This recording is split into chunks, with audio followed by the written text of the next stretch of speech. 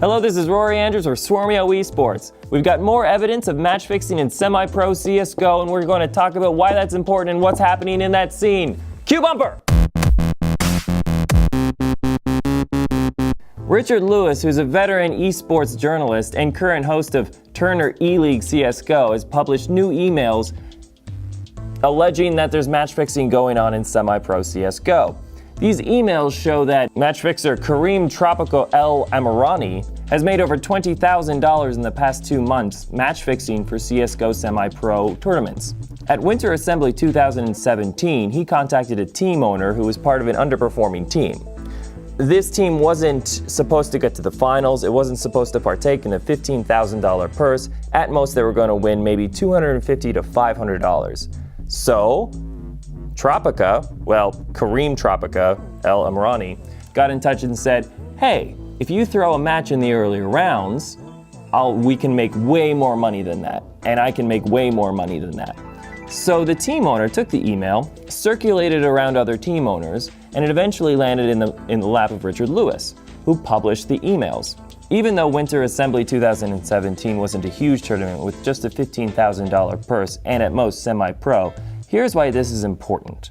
It's no secret in esports that these teams don't make any money. 99% of esports teams don't make money currently. First, you have travel expenses, then you have marketing, then you have the ridiculous salaries of these players that do not match the purses in which they win.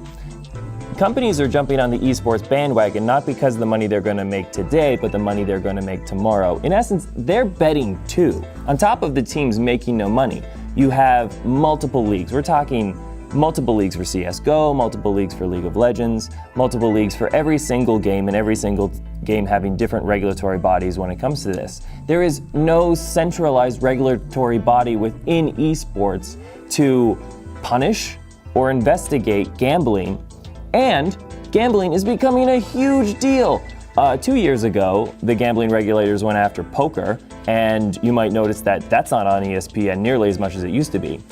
Last year, the gambling regulatory agencies went after fantasy sports, and that's getting a crackdown now. So now where are the gamblers going to go? They're going to scratch that itch no matter how they're going to reach it. So they're going to go somewhere. And right now, esports is a wild, wild, wild west of gambling. There is no centralized regulatory body, and regular gambling regulatory bodies don't even know what esports are. They're currently arguing about whether they should be even allowed in gambling dens or not talking about investigating whether match fixing is happening. So you have teams that aren't making money. You have multiple leagues with absolutely no regulations based on gambling and match fixing. And then you have regular government gambling regulatory bodies that don't even know what esports are. It kind of creates a perfect storm for this to happen. Esports is growing 40% year over year, and it's going to become $1 billion industry by 2019. That makes a lot of incentive for people to jump on the gambling bandwagon. There have been a few instances of punishment from Valve, but really, Valve makes games. They don't investigate gambling or match fixing. That's not their job. So far, what they've been doing is banning teams permanently.